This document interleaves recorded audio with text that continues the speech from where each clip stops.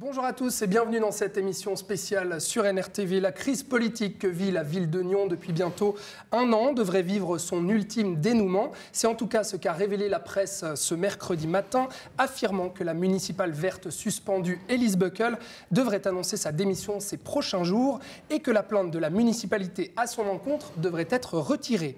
Mais pour l'heure, ni Elise Buckel ni la municipalité ne s'est exprimée à ce sujet ni a confirmé ces informations. On en parle avec vous, Alexander Federo. Bonjour. Bonjour. Vous êtes le chef de groupe des Verts de Nyon.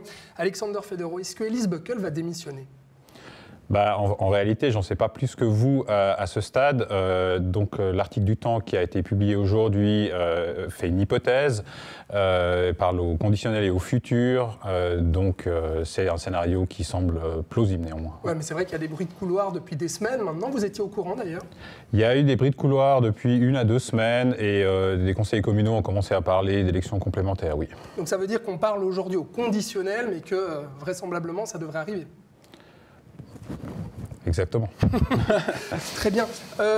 Si toutefois cette information était véridique, c'est dans ces prochains jours que la communication devrait tomber, quel serait le positionnement des Verts ?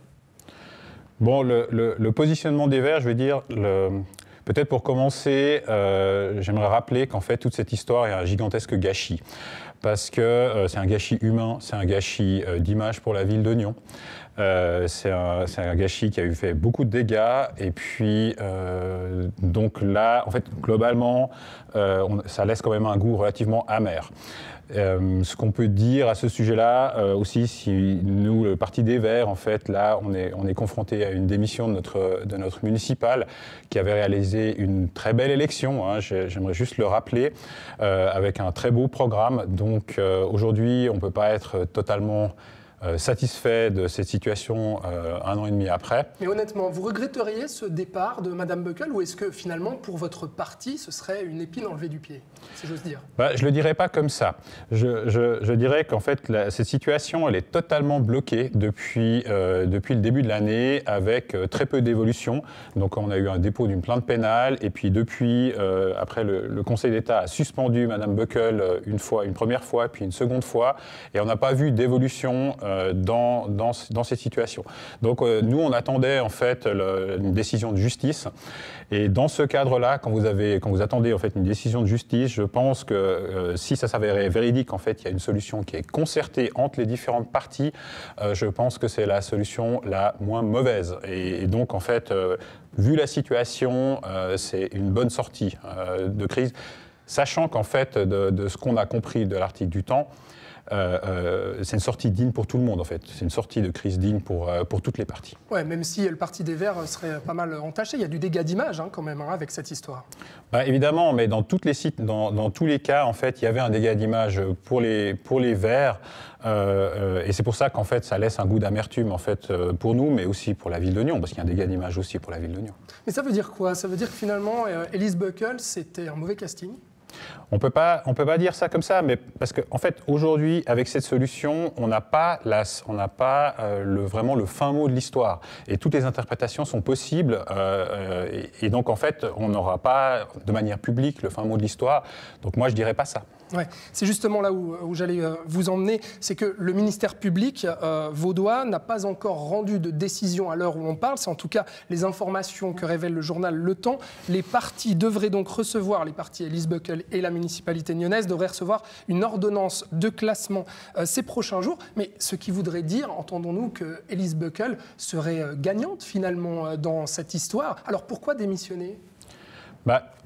Comme je vous l'ai dit, on a une ordonnance de classement, donc manifestement elle est blanchie, ce qui est quand même une très bonne nouvelle pour Mme Buckel, mais de l'autre côté, elle démissionne. Donc on peut, ce que dit aussi l'article du Temps, on peut supposer en fait une solution négociée.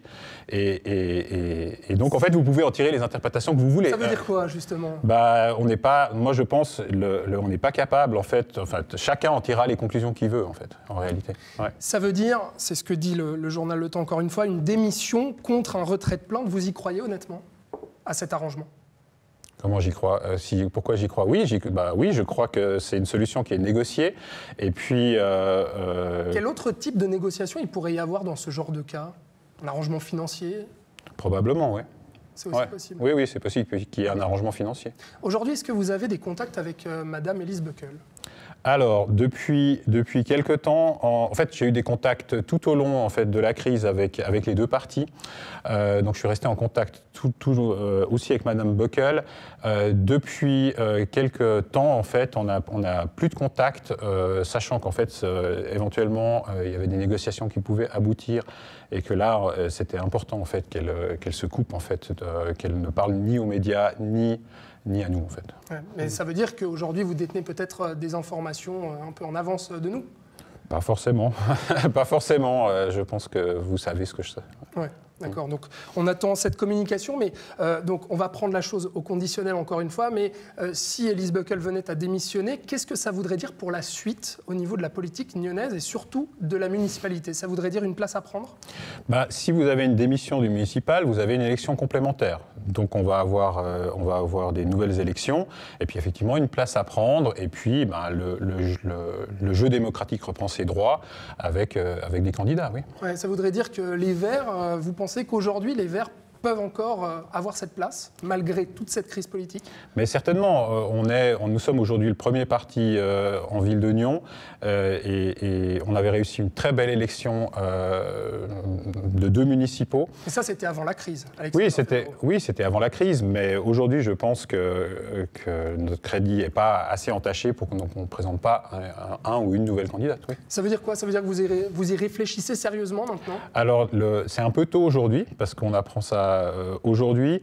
C'est clair que les Verts vont se réunir et puis définir une stratégie, et puis des candidats ou candidates potentielles vont devoir se déclarer. On fait des primaires en principe pour savoir, et on va décider entre nous, en concertation avec nos alliés, le Parti socialiste, qu'est-ce qu'on va faire exactement.